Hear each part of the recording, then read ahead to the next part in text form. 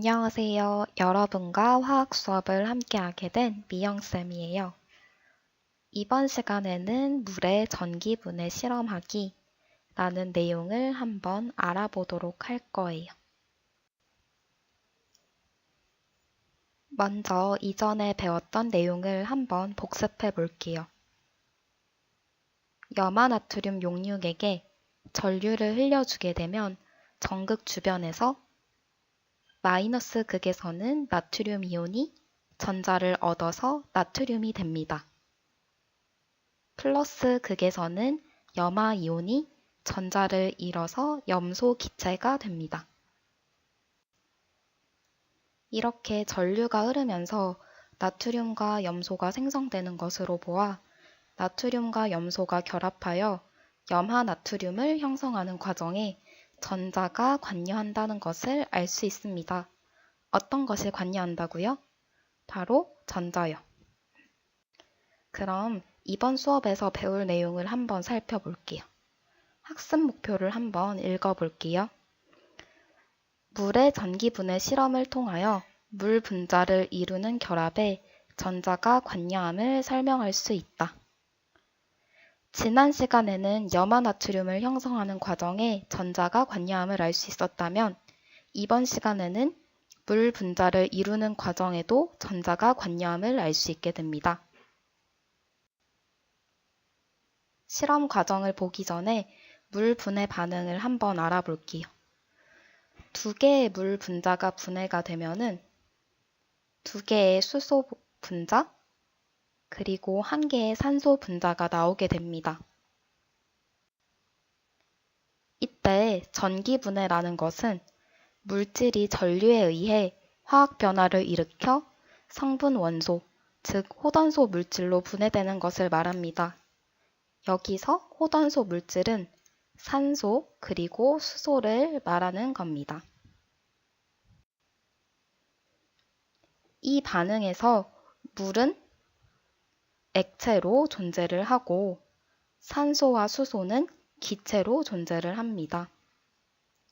기체의 부피비를 알고 싶다면 당연히 액체인 물은 빼고 생각을 해야겠죠.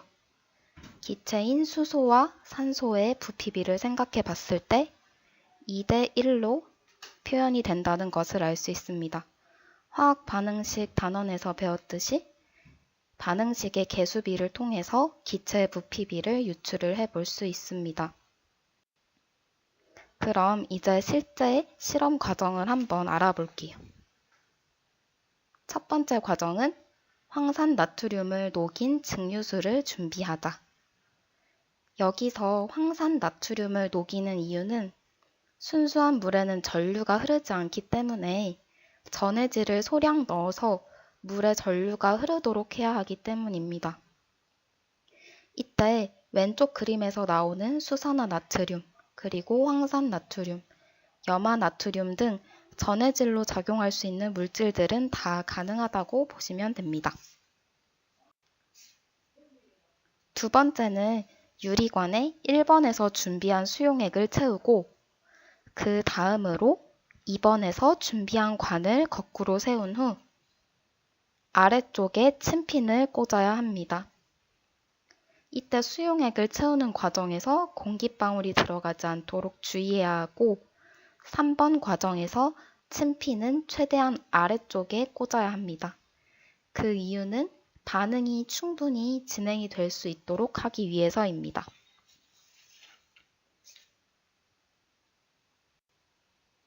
마지막으로는 침핀을 건전지에 연결하고 전기분해가 일어나도록 합니다. 실험 잘 따라할 수 있겠죠? 실험 결과 어느 쪽이 수소일지, 어느 쪽이 산소일지 생각을 해 보아야 하는데요. 처음 물 분해 반응식에서 수소와 산소가 2대 1의 부피비로 나오는 것을 알 수가 있었죠. 여기서 마이너스 극과 연결이 된 오른쪽 관에 기체가 왼쪽 관보다 2배로 포집되어 있는 것으로 보아 마이너스 극 쪽에서 수소가 나오는 것을 알 수 있습니다. 그러면 당연히 따라서 왼쪽 관에는 산소가 포집된 것을 알 수 있습니다. 실제로 플러스 극과 마이너스 극에서 진행이 되는 반응식은 다음과 같아요. 반응식이 조금 어렵죠. 마이너스 극에서는 전자를 받아서 수소가 나오는 것을 확인할 수 있고, 플러스 극에서는 물이 전자를 잃어서 산소가 나오는 것을 확인을 할 수 있습니다. 여기서 각각의 전극의 반응식을 더하면 전체 반응식이 나오게 됩니다. 마지막으로 핵심 내용을 한번 정리해 볼게요. 1번, 물의 전류가 흐르면 각 전극 주변에서 전자를 잃거나 얻어 분해되는 것으로 보아 물 분자를 이루는 화학 결합에 전자가 관여됨을 알 수 있습니다. 2번, 지난 수업에 봤던 염화나트륨인 이온 결합 물질 그리고 물 분자인 공유 결합 물질의 형성에 전자가 관여함을 알 수 있습니다. 내용이 조금 어려웠다면 수업 시간에 다시 한번 내용을 확인해 보도록 해요. 그러면 수업 시간에 볼게요.